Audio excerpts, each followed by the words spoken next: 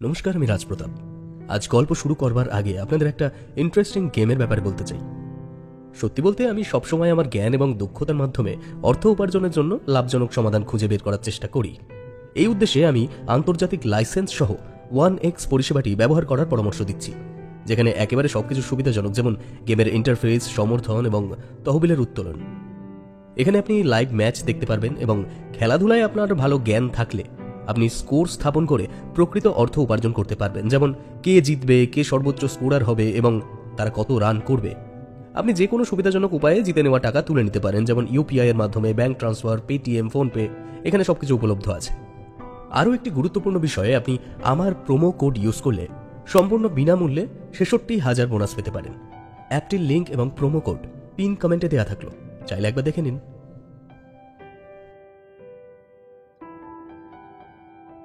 Smoking is dangerous to health. It causes cancer. আজকে পাঁচকড়ির দোকানে প্রতি শনিবারের মতন আবার আসর জমে উঠেছে। তবে আজ একজন আসরে অনুপস্থিত, চঞ্চলবাবু। অমলদা আজ বেশ ফুরফুরে মেজাজে চায়ে চুমুক দিচ্ছে। অমলদা বলল, কি ব্যাপার বলো তো? আজ চঞ্চলবাবুকে দেখছি না, কোথায় সে? আসবে না আজ? আরে অমলদা, চঞ্চলবাবু তো ঘুরতে গেছেন, আজ তো আসবেন না বলেছিলেন। তাই নাকি? কোথায় গেছেন ঘুরতে? উনি তো সিকিম গেছেন বৌঠানকে নিয়ে ঘুরতে। যাই বলো, এই বয়সেও কিন্তু চঞ্চলবাবু বেশ রোম্যান্টিক। দেখো না কেমন বৌঠানকে নিয়ে ঘুরতে গেছেন। তা যা বলেছ। এবার ন্যাপলা আসল কথাটা তুলল, যেটা ছাড়া আমাদের আসর অসম্পূর্ণ। অমলদা, তুমি তো কত জায়গায় কত রকমের চাকরি করতে গিয়ে কত রকম অদ্ভুতুরে ঘটনার সম্মুখীন হয়েছো, তবে কোথাও ঘুরতে গিয়ে কোনো ভুতুরে ঘটনা বা এমন কিছু ঘটেনি? ঘটেনি? কি বলছো? কত জায়গা ঘুরতে গেছি, আর বেশিরভাগ আমার ভ্রমণের অভিজ্ঞতাতেই কতই না অদ্ভুতুরে ঘটনার সম্মুখীন হয়েছি। তাই নাকি অমলদা? হোক না তাহলে একটা গল্প সেই নিয়ে। বেশ, তাহলে একটা ঘটনা বলি, শোনো। তখন আমি ফিল্ম অ্যান্ড স্পট সার্ভেয়ারের চাকরিটা ছেড়ে দিয়েছিলাম, অত্যাধিক ধকল হয়ে যাওয়া এবং ওই অদ্ভুতুরে কাণ্ড ঘটার কারণে। তা তো তোমাদের আগেই বলেছি। সেবার আমি আমার এক দূর সম্পর্কের জামাইবাবুকে একটা চাকরি খোঁজার জন্য অনুরোধ করি। তোমরা তো জানোই সে সময় কলকাতায় এসে কত চাকরি করেছি। তো সেবার সেই জামাইবাবুর রেফারেন্সে একটা পেপার মিলে অ্যাসিস্ট্যান্ট সুপারভাইজারের চাকরি পাই। পেপার মিলটা ছিল একটু দুর্গম এলাকায়, বেথুয়া ডহরি নামের গ্রামে। জায়গাটা অত্যন্ত গ্রামাঞ্চলে। সেখানে কারিগরি খরচ কলকাতা থেকে কম, সে কারণেই কোম্পানির মালিকেরা সেই জায়গায় একটা পেপার মিল খোলে। তোমরা তো জানোই চাকরির তাগিদে কতই না জায়গায় ঘোরাঘুরি করেছি, বিভিন্ন জায়গায় থেকেছি। তখন নিজস্ব বাসস্থান বলে কিছুই আর ছিল না। তল্পিতল্পা গুটিয়ে শিয়ালদা স্টেশনে পৌঁছালাম। মাঝরাতের ট্রেন ছিল শিয়ালদা স্টেশন থেকে। আমার আগাগোড়াই রাতে যাতায়াত করার সুবিধা মনে হয়, কারণ সে সময় ভিড়ভাড়টা কম থাকে। নইলে এত ব্যাগপত্র নিয়ে কলকাতায় দিনের বেলা ট্রেন ধরা, উফ, আর কুরুক্ষেত্র যুদ্ধ করা, বেশি পার্থক্য নেই। যাই হোক, ভোরবেলা পৌঁছালাম বেথুয়া ডহরিতে।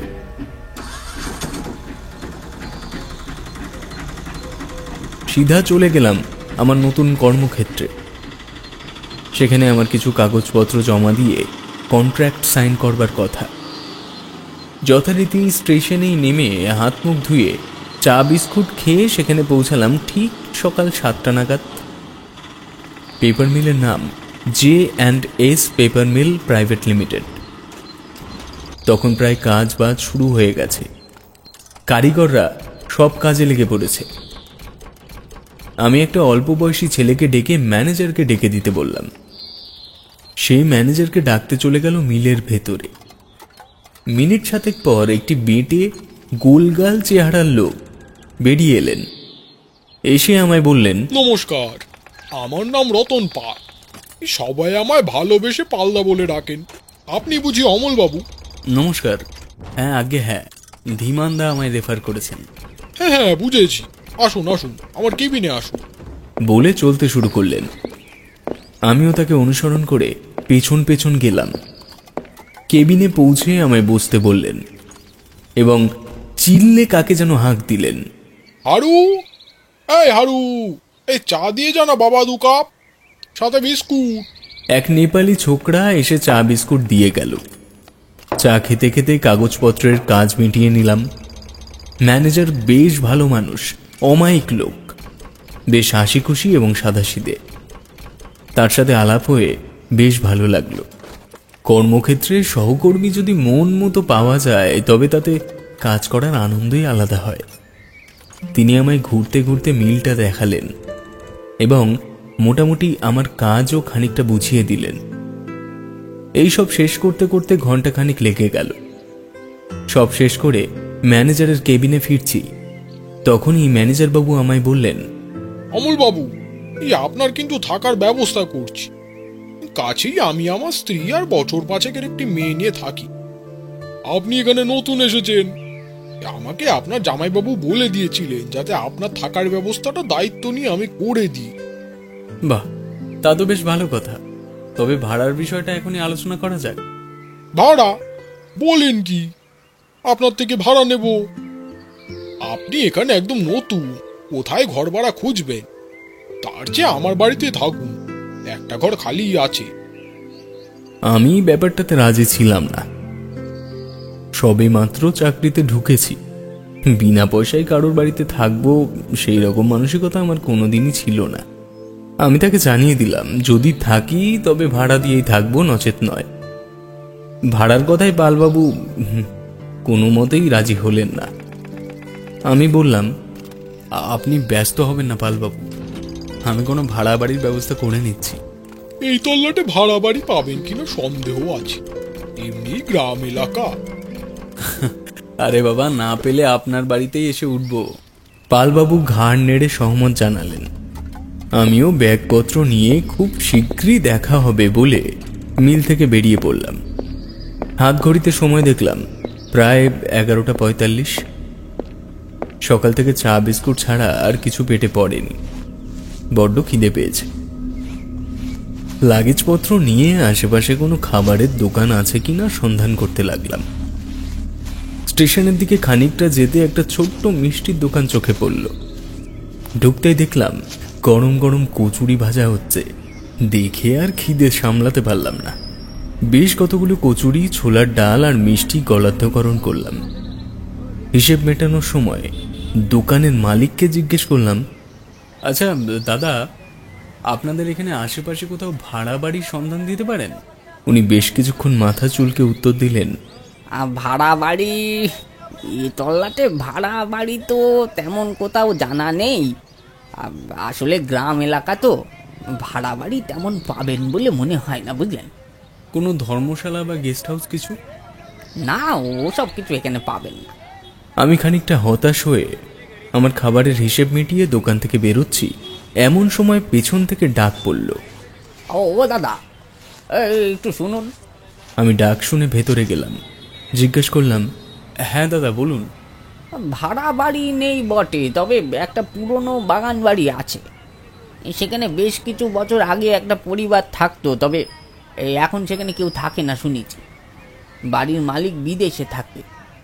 বাড়িটির দেখভাল ওদের এক চাকর করতো, তবে বছরখানিক আগে সে মারা যাওয়ার পর ওই বাড়ি খালি পড়ে আছে। বাড়ির চাবি ওই চাকরের ছেলের কাছেই রয়েছে, একবার গিয়ে দেখতে পারে। আমি ধন্যবাদ জানিয়ে তার কাছ থেকে সেই বাড়ির চাবির হদিশের ঠিকানা নিয়ে বেরিয়ে পড়লাম। ঠিকানা খুঁজে পেতে বেশি বেগ পেতে হলো না, কারণ এই গ্রামে জনবসতির পরিমাণ খুবই কম। রাস্তায় জন দুয়েক লোকের কাছে ছেলেটির ব্যাপারে খোঁজ নিতেই তারা একবারেই দেখিয়ে দিল গন্তব্য। ছেলেটির নাম মিষ্টির দোকানদারের কাছে থেকে জেনেছিলাম, ওর নাম মনসুর। আমার প্রস্তাবটি নিয়ে যখন ওর একচালা বাড়ির বারান্দায় বসলাম, তখন ও যেন আকাশ থেকে পড়ল। বলল, ওই বাড়িতে আপনি একা থাকবেন? মানে বলছিলাম যে আপনার রান্না বান্না, ঘরের কাজ এগুলোকে নিজেই সারবেন? ওর প্রশ্ন শুনে আমি হেসে বললাম, আরে একজন মানুষের খাবার দাবার জোগাড় করতে আবার লোক লাগে নাকি? ও আমি নিজেই পারবো। একবার চলো দেখি আমায় নিয়ে। মনসুর কিছু একটা বলতে গিয়েও যেন নিজেকে আটকে ফেলল। তারপর আমার কর্মক্ষেত্র থেকে ঠিক উল্টো দিক বরাবর, অর্থাৎ গ্রামের শেষ প্রান্তে, যেদিকটায় মানুষের আনাগোনার খুব একটা ছাপ নেই বলেই মনে হলো, সেদিকে নিয়ে চলল। পথে যেতে যেতে তেমন কোনো কথা হলো না। অবশেষে আরও মিনিট খানেক হাঁটার পর পাতলা শাল সেগুনের বনের ফাঁকের থেকে ধীরে ধীরে উকি মারল একটা বিরাট বাগান বাড়ি। এটাকে বাগান বাড়ি না বলে কোনো নবাবের হাভেলি টাবেলি বললে ভালো হয়।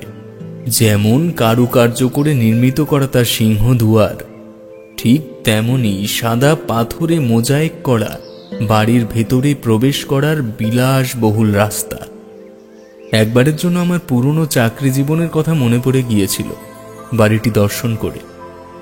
খেয়াল হলো যদি এই সময়ে স্পোর্টস সার্ভেয়ারের চাকরিটা থাকতো তবে নির্ঘাত পরিচালককে খুশি করার মতো একটি সাইট উপহার দিতে পারতাম।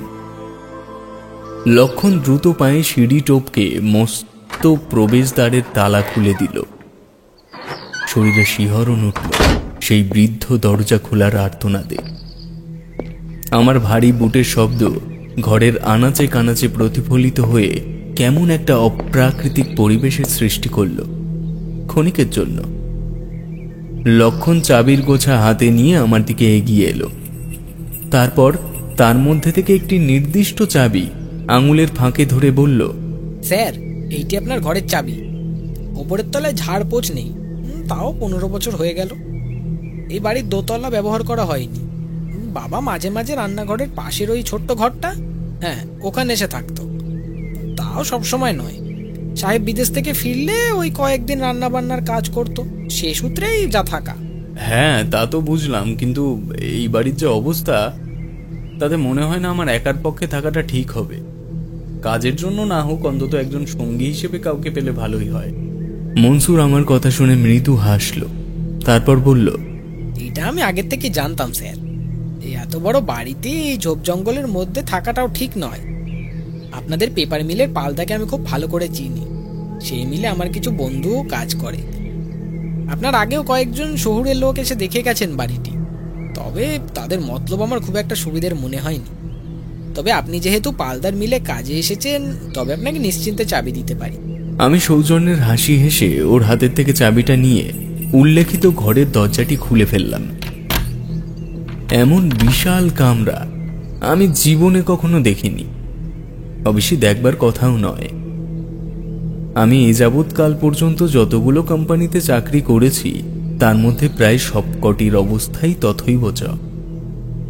নেহাত রাত কাটানোর জন্য এমন বাসস্থানের আশ্রয় নিতে হবে, এ বোধহয় আমার রাশিলগ্নের ফের ছিল। শোবার ঘরের আসবাব, বিছানা ও বিরাট আয়না দেখলে মনে হয় যেন কোনো রাজা রাজরার ঘরে অনধিকার প্রবেশ করে ফেলেছি। মনসুর ভেতরে এসে প্রথমে বেশ জোর খাটিয়েই জানলার কড়াগুলি টেনে সেগুলি খুলে দিল। বুঝলাম এই বাড়ির নিচের তলার যত্ন আত্মীর ছোঁয়া পড়ে থাকলেও ঘরের আসবাবপত্র ও জানলা দরজাগুলো এখনো তাদের প্রাচীন আবেগকে ধরে রেখেছে। মনসুর উৎসুক হয়ে বলল, স্যার, বলছিলাম যে আপনার যদি আপত্তি না থাকে আমি এ বাড়িতে আপনার সঙ্গে থাকতে পারি। তার বদলে আমায় কিছু দেওয়ার প্রয়োজন নেই, তবে একটা আর্জি আছে স্যার। কি আর্জি মনসুর? কোনোভাবে একটু কথাবার্তা বলে একটা কাজ যদি পেপার মিলে পাইয়ে দিতেন স্যার, হ্যাঁ, আমি আজীবন আপনার কাছে কৃতজ্ঞ থাকব। মানুষের এই ধরনের আবেদনগুলিতে আমার চিরকালের বিরক্তি ছিল, এখনো আছে। বেশিরভাগ মানুষই চাহিদা পূরণ করার প্রত্যাশায় নিজের অধিকারটাকে পর্যন্ত বর্জন করতে চায়, যেটাতে আবেদনকারী মানুষ উপকৃত হলেও আমার বিবেক বারবার বাদ সেধেছে। কাঁধের গামছা দিয়ে ঘরের আসবাবগুলি ঝাড়তে শুরু করল। আমি আমার লোটা নামিয়ে পূর্ব দিকের জানলার কাছে গিয়ে দাঁড়ালাম। এখান থেকে বাড়ির সামনেটা স্পষ্ট দেখা যায়। ঢোকার সময় লক্ষ্য না করলেও এখন দেখলাম প্রবেশকালে প্রধান ফটকের বাঁদিকে পাঁচিল ঘেঁষে একটি দোলনা লাগানো রয়েছে। ত্রিভুজ আকৃতির 4টি লোহার পাইপের ওপর আড়াআড়িভাবে রাখা আরও একটি পাইপকে কেন্দ্র করে সেটি ঝুলছে। তোমরা গ্রাম অঞ্চলে অমন দোলনা তো দেখোই নি, বরং আমিও যদি বেথুয়াডহরি নামের ওই প্রত্যন্ত গ্রামের কাগজ কলের চাকরি নিয়ে না যেতাম, তবে সেই সৌভাগ্য বোধহয় আমারও হতো না। তোমরা বললে বিশ্বাস করবে কিনা জানি না, আমার মতো একজন 5.5 ফুট উচ্চতার মানুষও নির্ঝঞ্ঝাটে সেই দোলনায় শুয়ে পড়তে পারে, এতটাই বড় তার পরিধি। কতক্ষণ সেদিকে অবাক হয়ে চেয়েছিলাম জানি না। মনসুরের একটা হাতচিতে যেন কেঁপে উঠলাম। পিছনে ঘুরে দেখি সেও আমার দিকে ফ্যাল ফ্যাল করে চেয়ে রয়েছে। তবে চঞ্চলবাবু আজকে নেই বলেই কথাটা বলছি। গ্রামের মানুষ অযথাই ভয় পেতে খুব পছন্দ করে। কোথায় আমার হঠাৎ চমকে ওঠার পরিস্থিতিটাকে কিভাবে সামাল দেব তাই ভাবছি। উল্টে মনসুর নিজেই হেঁচে ফেলার জন্য মহাভারত অশুদ্ধের মতো পাপবোধ অনুভব করে বলল, স্যার বুঝতে পারিনি স্যার। বলছিলাম যে যদি কিছু মনে না করেন, কটা টাকা পয়সা দিলে হাটের থেকে কয়েকদিনের কিছু খাবার দাবার কিনে আনতুম। তাছাড়া আপনি থাকলে একটা কেরোসিন স্টোভের ব্যবস্থা করে দিতাম। তবে যখন আমিও আছি, আমার বাড়িরটাই গিয়ে নিয়ে আসি। এই প্রসঙ্গে কিছু বললাম না আমি ওকে। পকেট থেকে দুটো 100 টাকার নোট বের করে ওর হাতে দিতেই ও নোংরা গামছা কাঁধে ঝুলিয়ে অভিব্যক্তি শূন্য মুখে বেরিয়ে গেল। বাড়িতে ঢোকার মুখেই একটা কুয়ো দেখেছিলাম ডান দিকের জঙ্গলা জায়গাটার ভেতরে। অত উঁচু ভিতওয়ালা কুয়ো আমার জীবনে সেই প্রথম দেখা। মনে মনে ভাবলাম মনসুরকে জিজ্ঞেস করা দরকার ছিল যে এখানে স্নান করার ব্যবস্থা আসলে কি। তবে এতটাই বিভোর হয়েছিলাম এই বাড়ির কয়েকটা জিনিসপত্র দেখে, ও সমস্ত দৈনন্দিন বিষয় যেন মাথার থেকে এক প্রকার বেরিয়ে গিয়েছিল। বিকেল পেরিয়ে সন্ধ্যা হলো। এর মধ্যে কাজ বলতে আমি একটা জিনিসই করেছি, তা হলো এই বিশাল অট্টালিকা কাঠামোর বাড়িটির চারিদিকে বেশ কয়েকবার প্রদক্ষিণ করেছি। এখন যে জায়গাটায় দাঁড়িয়ে রয়েছি তা হলো বাড়িটির উত্তর দিক। এই জায়গাটার একটা বিশেষত্ব আছে, তা হলো এখানকার মাটি বাড়ির দেওয়াল থেকে পাঁচিল পর্যন্ত একটু বসা বা ধসে যাওয়া মতন। কোনো ভারী গাড়ি বা ট্র্যাক্টর গেলে যেমন হয় ঠিক তেমন। পাঁচিলের ওপার থেকে বাড়ির দিকে ঝুঁকে আছে অজস্র নাম না জানা জঙ্গুলে গাছ। সত্যি বলছি, একবারের জন্য মনে হয়েছিল আমি কোনো নির্বান্ধব পুরীতে চলে এসেছি। মনে হয় পালবাবুর কথা শুনলেই ভালো করতাম। মনের এই জড়তা কাটল যখন খানিকটা বাধ্য হয়েই কুয়োর থেকে এক বালতি জল তুলে তা ব্যবহারযোগ্য কিনা পরীক্ষা করলাম। স্ফটিকের মতো স্বচ্ছ জল। দেখলে মনে হয় নিয়মিত এই সংরক্ষিত জলটুকুর পরিচর্যা করা হয়। সারাদিনের ক্লান্তি যখন এক শ্যাম ছায়াচ্ছন্ন পরিবেশের মধ্যে পাতকুয়োর ঠান্ডা জলে স্নান করে ধুয়ে যায়, তখন আর মনে কোনো প্রকার দ্বিধা থাকে না। সন্ধ্যা হলো। মনসুরের তবুও কোনো খোঁজ নেই। মনে মনে রাগই হলো এবার। ছেলেটাকে রেখেই তো ভুল করেছি। ওর কি কোনো আক্কেল জ্ঞান নেই? একজন নতুন মানুষ এলাম, কিছু চিনি না, কিছু জানি না, অন্তত আলোর ব্যবস্থা কি আছে সেটা তো বলে যাওয়া উচিত ছিল। ব্যাগের থেকে টর্চ লাইট বের করে জেলে শুয়ে রাখলাম ঘরের মেঝেতে। মুখের উপরে একটা পশমের মতো কিছু বেশ খানিকক্ষণ ধরে একটা অস্বস্তি দিচ্ছিল। কখনো নাকের ওপর একটা সুড়সুড়ি ভাব, আবার কখনো ঠোঁটের ওপর যেন একটা হালকা পলকের মতো কিছু আটকে যাচ্ছে। সারা মুখের ওপরে ইতিমধ্যে বেশ কয়েকবার হাত বুলিয়েছি, কিন্তু জিনিসটা এতটাই সূক্ষ্ম যে কোনো মতেই তার নাগাল আমি পাচ্ছি না। মেঝের থেকে টর্চটা তুলে নিয়ে এই সাময়িক অস্বস্তির থেকে মুক্তি পাওয়ার জন্য এগিয়ে গেলাম দেওয়ালে টানানো মস্ত আয়নাটার দিকে। চেহারার উপরে টর্চের আলো ফেলে যা দেখলাম তা সত্যিই বিস্ময়কর। এরকম অবাস্তব ঘটনা আমি আগে কখনো দেখিনি। কি দেখলে সেখানে অমলদা? দেখলাম আমার সদ্য যত্ন করে ছাঁটা চুলগুলির মধ্যে যেন কয়েকটা চুল অস্বাভাবিকভাবে বড় হয়েছে, এবং সেগুলোই আমার মুখ চোখের উপরে পড়ে অস্বস্তির সৃষ্টি করছে। এমনটা তো হওয়ার কথা নয়। চাকরিতে যুক্ত হব বলে চুল কাটিয়েছি দিন 5 আগেই, তার মধ্যে এমন কিছু তো আমি অনুভব করিনি। সে সময়ের অসংলগ্ন পরিবেশের সঙ্গে এমন একটা অবাস্তব জিনিস মিলে মিশে ধীরে ধীরে আমার বিচার বুদ্ধি শূন্য করে তুলেছিল। এমন সময় হাঁক শুনতে পেলাম। স্যার স্যার, একটু বাইরে আসুন। একা একা এত জিনিস আনা যায় নাকি? ওহ, কি ঝক্কি! টর্চ হাতে দ্রুত বাইরে এলাম। মনের মধ্যে যে রোষ জমেছিল মনসুরকে উদ্দেশ্য করে, তা ওর হাল দেখে নিমেষেই মিলিয়ে গেল। দেখি শুধু স্টোভ আর বাজারের ব্যাগ নয়, বেচারা মাথায় করে এক বোঝা পাটকাঠিও নিয়ে এসেছে। আমি তার হাতের থেকে ব্যাগ নামিয়ে নিয়ে বললাম, দাও, এদিকে দাও দেখি। আরে অন্তত আলো জ্বালার ব্যবস্থাটা বলে দিয়ে যেতে হয় না? স্যার, আমি চলেই আসতাম। মাঝপথে আমার এক কাকার সাথে দেখা। এই বাড়ির পেছনের দিকে ভাগীরথীর একটা শাখা নদী আছে। সেখান থেকে নদীর জল সেচ করে একটা পুকুর বানিয়ে রেখে দেয় চাষিরা। ওই জায়গাটাকে আমরা মোহনা বলি। জায়গাটা নির্জন, কেউ যায় না। এক সময় কবরখানা ছিল। আমাদের গ্রামের রহমত মোল্লার আরজি ছিল, সে মারা গেলে ওখানে যাতে কবর দেওয়া হয়। তা সে মারা গেছে আজ ভোরবেলায়। মাটি দেওয়ার লোক কবর খুঁজতে গিয়ে দেখে কবরের দেওয়াল ভেদ করে হুড়হুড় করে জল ঢুকে পড়ছে কবরে। এই খবর সারা গ্রামে ছড়িয়ে একদম হুলুস্থুলু। এ কারণেই দেরি হলো স্যার। কাল আপিসে গিয়ে আপনিও জানতে পারবেন।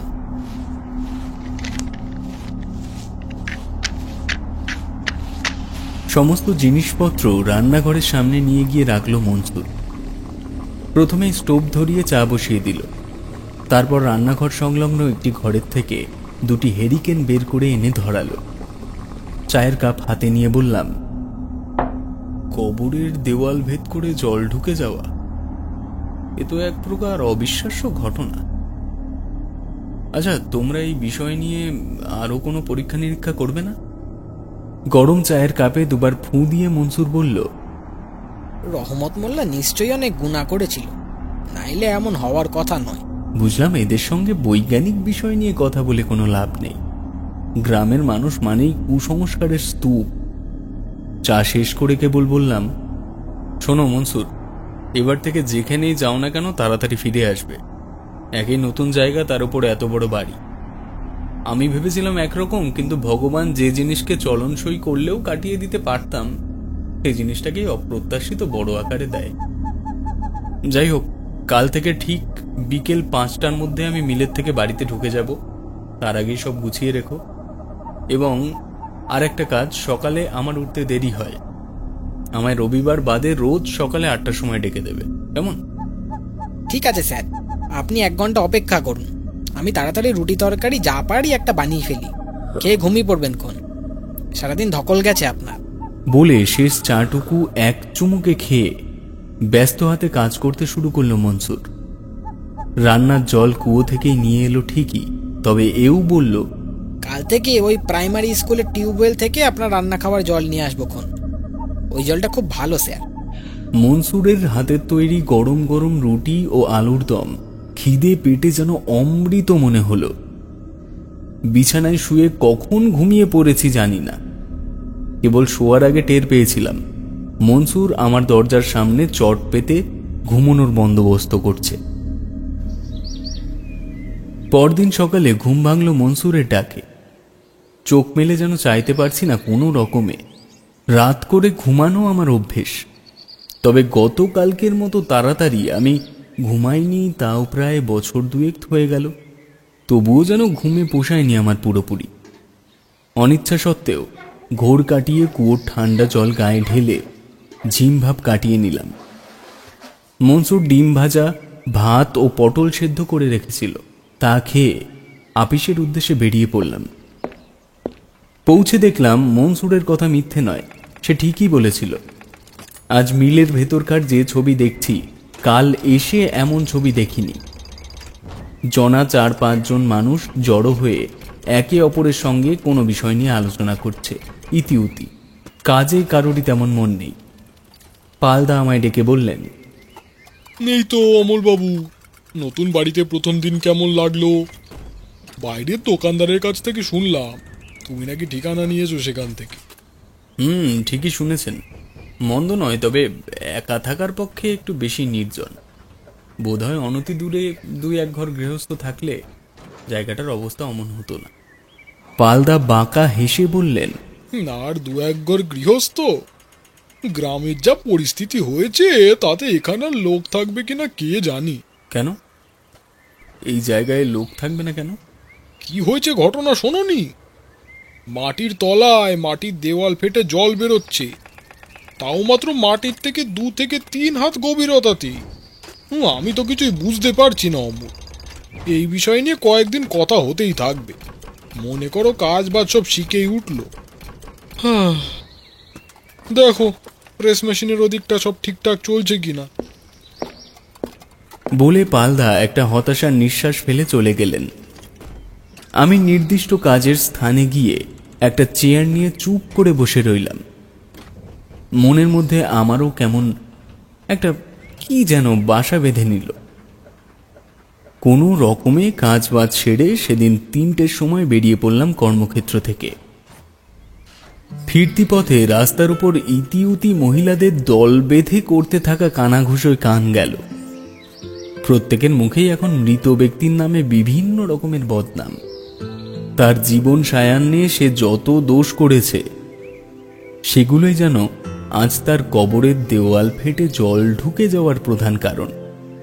আজ বাড়িটার সামনে এসে দাঁড়িয়ে আবার পুরো বাড়িটাকে 2 চোখ ভরে দেখলাম। একটা অদ্ভুত অনুভূতি হলো যেন। অনুভূতিটা খানিক এরকম, যেন আমি ওই বাড়িটাকে আগের থেকেই চিনি বা কোথায় যেন দেখেছি আমি এই বাড়িটাকে। অতীতের কোনো স্বপ্নে কি? যদিও দেখবে মানুষের সঙ্গে এমন কিছু কিছু ঘটনা হঠাৎ ঘটে যায় যা দেখলে মনে হয় ঠিক এমনই একটা কিছুর সঙ্গে যেন আগেই পরিচিতি ছিল। এটাকে বৈজ্ঞানিক ভাষায় বলে দেজাবু।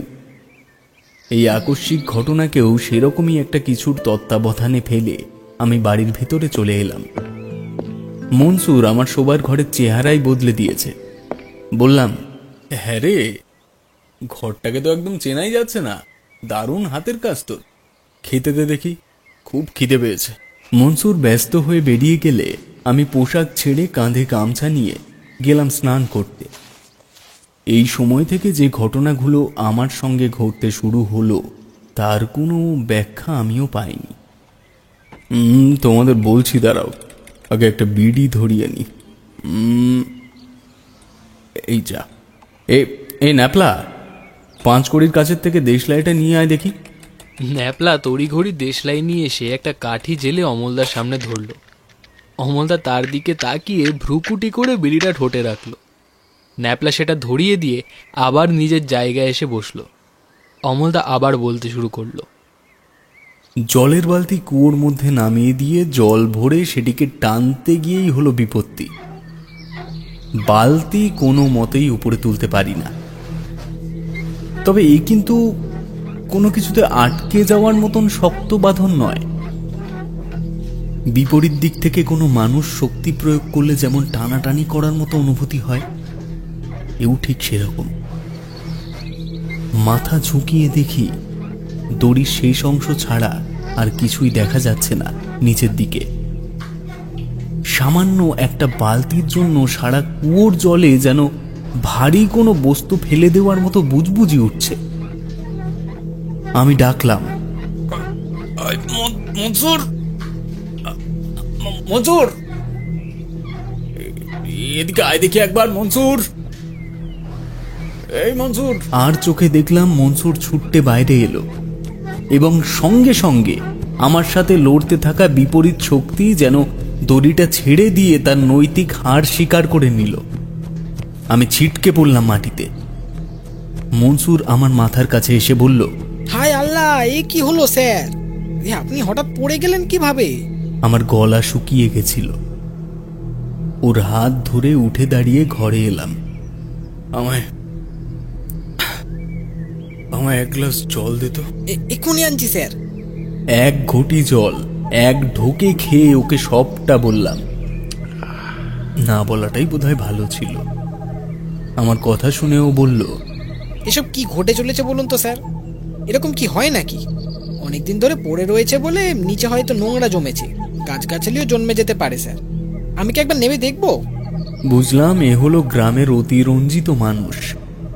একে যদি এখন জলে নামতে বলি তাহলে কোনো না কোনো কারণে এই কথা ওর মুখ থেকে বাইরে ছড়াবেই। এর থেকে বিষয়টা এড়িয়ে যাওয়াই ভালো।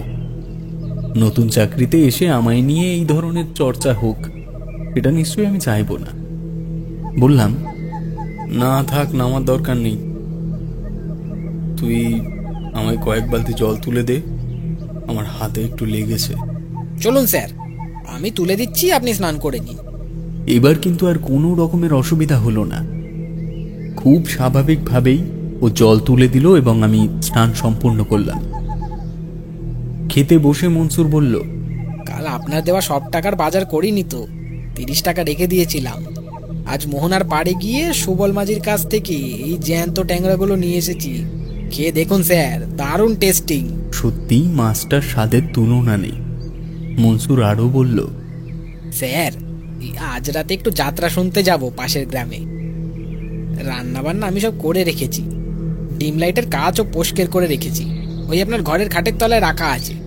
যাত্রা আমার বড় ভালো লাগে স্যার, ভালো ভালো নায়ক নায়িকা আসবে, খুব মারপিটের।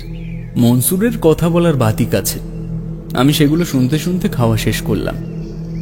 একটা সিগারেট ধরিয়ে যখন শোবার ঘরের জানলার কাছে এসে দাঁড়িয়েছি, তখন দেখলাম ও কুয়োর পাশে বসে জল তুলে এঁটো থালা বাসন মাজছে।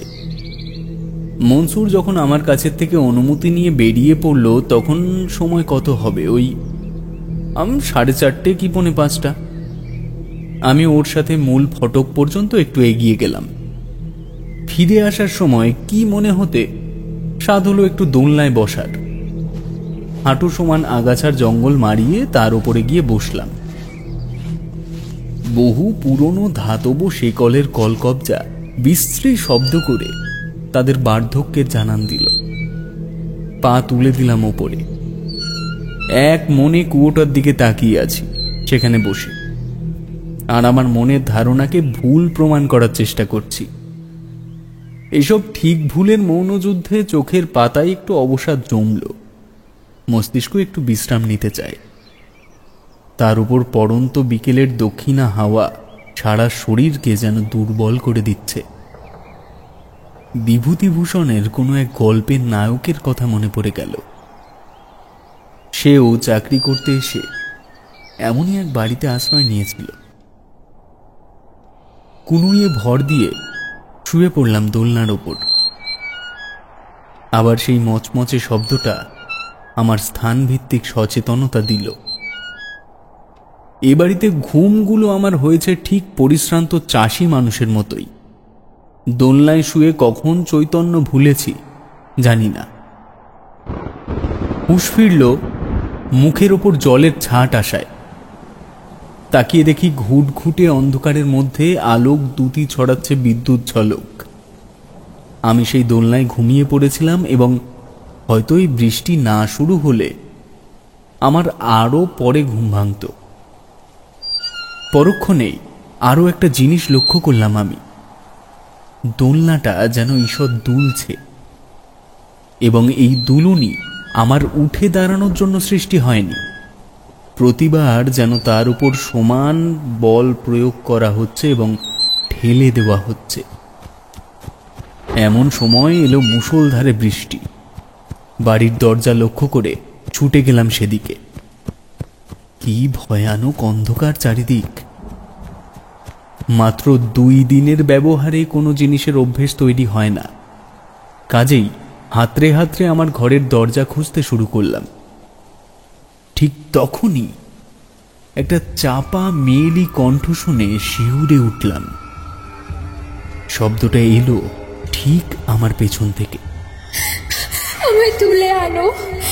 ঘুরে পেছনে তাকাতেই এক বিভৎস বিদ্যুতের ঝলকানি, এবং চোখে পড়ল ভিজে চুপচুপে শাড়ি পরিহিত এক নারী মূর্তি। আমি দূরে সরতে গিয়ে পায়ের সঙ্গে পা বেঁধে গিয়ে মেঝের উপরে আছড়ে পড়লাম।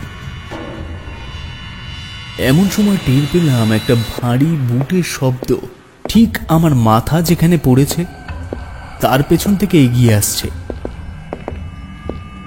উঠে বসতে যাব ঠিক তখনই আমার মুখের ওপরে একটা বালিশ দিয়ে 2টি হাত সর্বশক্তিতে আমার দম বন্ধ করে মারার চেষ্টা করতে লাগলো, এবং সেই অপার্থিব শক্তির কাছে অবশেষে আমায় হার মানতেই হলো।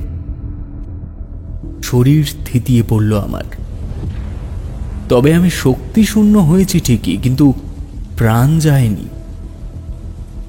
ভারী বুটের অধিকারী আমায় ডান পা ধরে টানতে টানতে নিয়ে গেল বাড়ির বারান্দা পর্যন্ত। সে হয়তো মনে করছে আমি মরে গেছি, তবে জীবিত যে আছি তাও বোঝানোর উপায় নেই। মুখের থেকে না বের করতে পারছি শব্দ, না নাড়তে পারছি কোনো অঙ্গ প্রত্যঙ্গ। ভাবলাম আমার পেছনে যে মহিলাকে আমি আগে দেখলাম, সে কি এই খুনিকে দেখতে পেরেছে কিনা। আমার শরীর সিঁড়ির ওপর থেকে যেভাবে মাটিতে নামানো হলো, এতটাই নির্মম সেটা বিশ্লেষণের ভাষা নেই।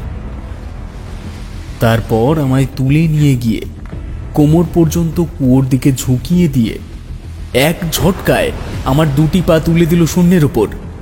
ঠিক তখনই, স্যার, স্যার উঠুন স্যার, স্যার এখানে শুয়েছেন কেন? সারাত কি এখানেই ছিলেন নাকি স্যার?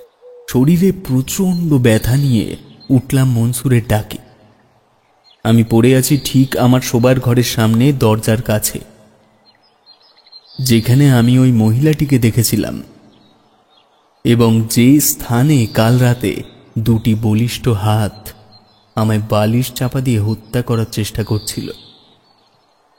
এইসব ভাবছি, মনসুরের প্রশ্ন এলো আবার, স্যার আপনার শরীর খারাপ কি? কিছু বলছেন না কেন? আমি ওকে হাতের ইশারায় চুপ করতে বলে একবার চোখ বুজে সমস্ত ঘটনাটা ভাবলাম। কারণ আমার বারংবার মনে হচ্ছিল, সব মনে পড়লেও কাল রাতের কোনো একটা ব্যাপার আমি বারবার ভুলে যাচ্ছি। অবশেষে সেটা মনে করতে পারলাম, আর কথাটা হলো, हमें तुले आनो। বুঝলাম আমি এই কথাটা শুনেই তবে আকস্মিকতায় জ্ঞান হারিয়েছিলাম। তারপর আমার সঙ্গে যা যা হলো তা যদি বাস্তবেই হতো, তবে আমি আর এখানে থাকতাম না। মনসুরকে বললাম, মনসুর, এই বাড়িতে যারা থাকতেন তাদের ব্যাপারে তুই কি জানিস?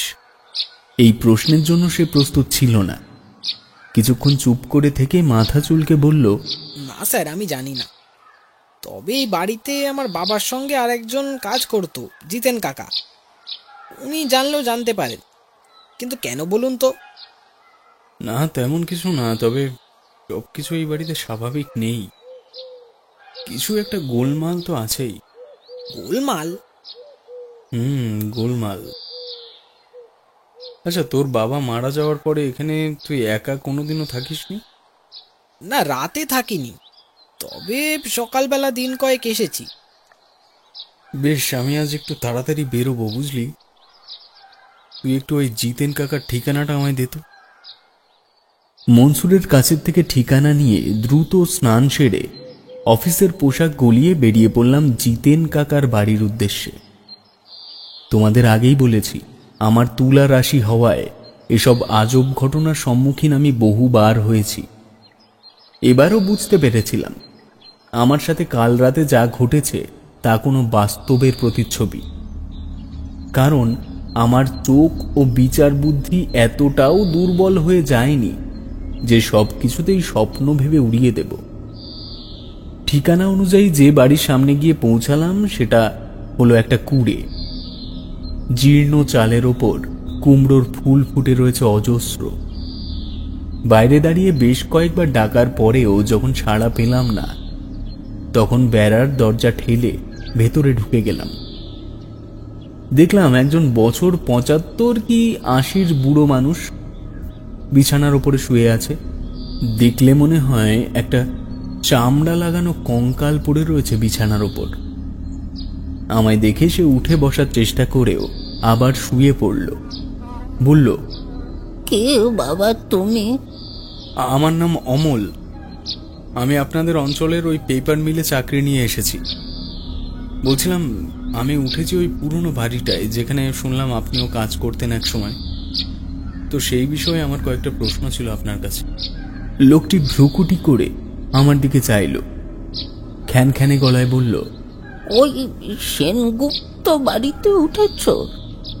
ও বাড়ির ঠিকানা তোমায় কে দিল? আমি শুরু থেকে এখানে আসার আগে পর্যন্ত সমস্ত কথা তার কাছে বললাম। সব শুনে সে যা বলল তার মর্ম এই। সেনগুপ্ত বাড়িতে একসময় অনেক ধুমধাম করে কালী পুজো হতো, তবে পুজোর মণ্ডপে কেবল ব্রাহ্মণ ও গৃহকর্তা রামনারায়ণ সেনগুপ্ত ছাড়া কাউর যাওয়ার অনুমতি ছিল না। তিনি ছিলেন বিপত্নিক। মণ্ডপ থাকতো চতুর্দিক থেকে ঘেরা। তান্ত্রিক মতে পুজো হতো, তাই বলি পড়ত দেদার। একবার ঠিক পুজোর আগে রামনারায়ণের ছেলে নরনারায়ণ বিয়ে করে নিয়ে হাজির হলো এক বস্তির মেয়েকে। সে বিয়েতে রামনারায়ণের এক বিন্দুও মত ছিল না। ছেলেকে কাজ ঠিক করে পাঠিয়ে দিলেন বিদেশে, আর বৌমার উপরে শুরু করলেন অত্যাচার। মনসুরের বাবা আর ইনি তলের খবর ঠিক বুঝতে পেরেছিলেন, কিন্তু সাহস করে বলে উঠতে পারছিলেন না। মেয়েটাকে শুতে দিত নিচের ঘরের দরজার সামনে, অর্থাৎ যে ঘরে তুমি এখন রয়েছ, এবং রামনারায়ণের ঘরটা ছিল সেটাই, যে ঘরটিকে তোমায় শোবার ঘর হিসেবে ঠিক করে দিয়েছে মনসুর। তারপর একদিন হঠাৎ করেই বৌমণি উধাও হয়ে যায়। বেশ কয়েকদিন পর আমি জিজ্ঞেস করছিলাম রামনারায়ণকে। উনি বললেন সে নাকি বাড়ি থেকে চলে গেছে। তারপর আর খোঁজ হয়নি তার। আমি নিশ্চিত ছিলাম ওই রামনারায়ণ নিশ্চয়ই কিছু একটা করেছে মেয়েটার। আজ তোমার কথা শুনে নিশ্চিত হলাম বাবা, বুঝলে। তোমার কুয়োর তলার থেকে বালতি টেনে ধরা থেকে শুরু করে অজ্ঞান হয়ে যাওয়ার আগে একজন সম্পূর্ণ ভেজা মহিলাকে দেখা, তোমার কাছে তার জীবন বাঁচানোর কথা বলা, এবং এটা নিশ্চিত করার জন্য নিজের সাথে ঘটা ঘটনা সে সম্পূর্ণ তোমার মধ্যে বিরাজ হয়ে দেখিয়ে দিল, যাতে তুমি ওর আত্মার মুক্তি দিতে পারো। তোমায় সে নিষ্পত্তি দিতে বলেছে বাবা। এতদিন নিশ্চয়ই ওই বাড়িতে কেউ রাত কাটায়নি বা তার মন মতো মানুষ হয়নি। বাকি রইল তোমার হালকা রাশি, যে রাশির কথা তুমি বললে। তাদের পক্ষে তোমার কাছে আসা খুব সহজ, কিন্তু কিন্তু কিন্তু কি? কিন্তু যদি তাকে মেরে কুয়োর জলে ফেলে দেওয়া হয়, তবে তার দেহ সেখানে পাওয়া নাও যেতে পারে। কেন? তা কেন? এই বাড়ি অনেক পুরনো আমলের বাবা। সে সময় কুয়োর থেকে সুড়ঙ্গ করে নদী অথবা নদীর শাখা পর্যন্ত নিয়ে যাওয়া হতো জল। সেই জল সেই সুড়ঙ্গ পথেই কত কত মণিমাণিক্যের দেশ ও হাত বদল হতো। সে দেহ আর খুঁজে পাওয়া যাবে কি? আমার তখনই মনে পড়ে গেল সেই বাড়ির দেওয়াল থেকে পাঁচিল পর্যন্ত চলে যাওয়া ঈষৎ ধসে পড়া জায়গাটুকুর কথা, এবং একই সঙ্গে কবরের দেওয়াল ভেদ করে জল ঢোকার কারণও এই সুড়ঙ্গ, তা অনুমান করতে পারলাম। জিজ্ঞেস করলাম, তাহলে উপায় কি করে তাকে মুক্তি দেব? কোনো উপায় নেই। তুমি ও বাড়ি ছেড়ে দাও, সেও আর আসবে না তাহলে। নইলে এই বিদেশ বিভুঁয়ে চাকরি করতে এসে তুমিও বিপদে পড়ে যাবে।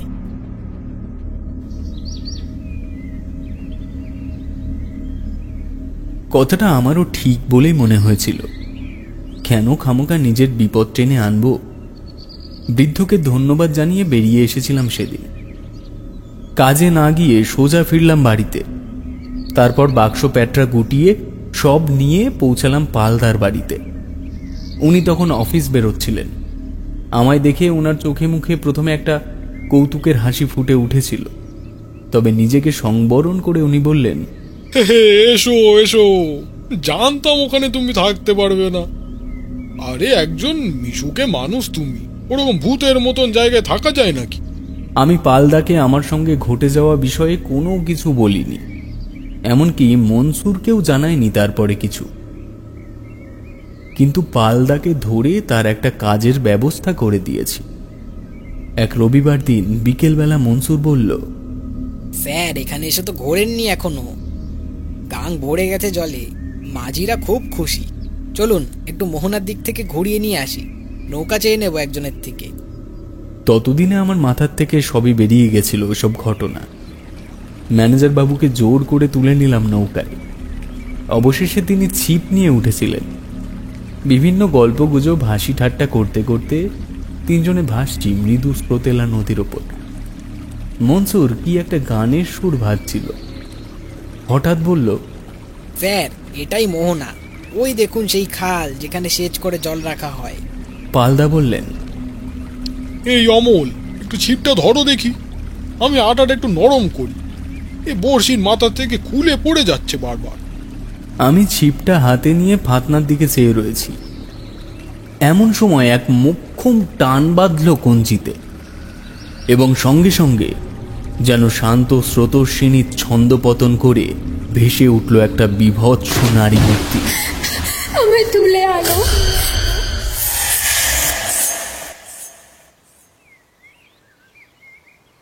সেদিন মোহনার ধারে তোমার কি হয়েছিল বলো তো অমল? আজ টানা 5 দিন ধরে তুমি জ্বরে বেহুশ, ব্যাপারটা কি? এবার আর পালদার কাছের থেকে কিছু লুকোলাম না। উনি সব শুনে বললেন, তুমি বাড়ি চলে যাও অমল, এখানে থেকো না। অল্প বয়স, এসবের মধ্যে জড়িয়ে নিজের জীবনের ঝুঁকি নিও না। আমি এই কথার অমর্যাদা করিনি। বলতে পারো এভাবেই বিভিন্ন জায়গার চাকরি বাকরি গেছে আমার। ফিরে এসেছিলাম কলকাতার এক বন্ধুর মেসে। তবে আসার আগে একবারের জন্য ওই সেনগুপ্ত বাড়ির ওই ঘরটায় গিয়েছিলাম, যেই ঘরটা আমার শোবার ঘর হিসেবে ধার্য করা হয়েছিল। একটু অনধিকার ক্রিয়া হলেও মনসুরের সাহায্য নিয়ে ঘরের ভেতরে থাকা পুরনো আলমারি ও দেরাজ ঘেঁটে আমি রামনারায়ণের ছেলে নরনারায়ণের কয়েকটা চিঠি, ঠিকানা ও ফোন নাম্বার পেয়ে যাই, এবং কলকাতায় ফিরে এসে তার কাছে টেলিফোন করে তার বাবার কৃত্তির সম্পর্কে, তার স্ত্রীর মৃত্যুর সম্পর্কে সবটা জানাই। শাস্ত্রমতে মুক্তি না দিতে পারলেও মেয়েটির অর্ধাঙ্গনের কাছে এই কথাগুলি জানিয়ে আমি নিজে অনেকটাই মুক্ত হতে পেরেছি।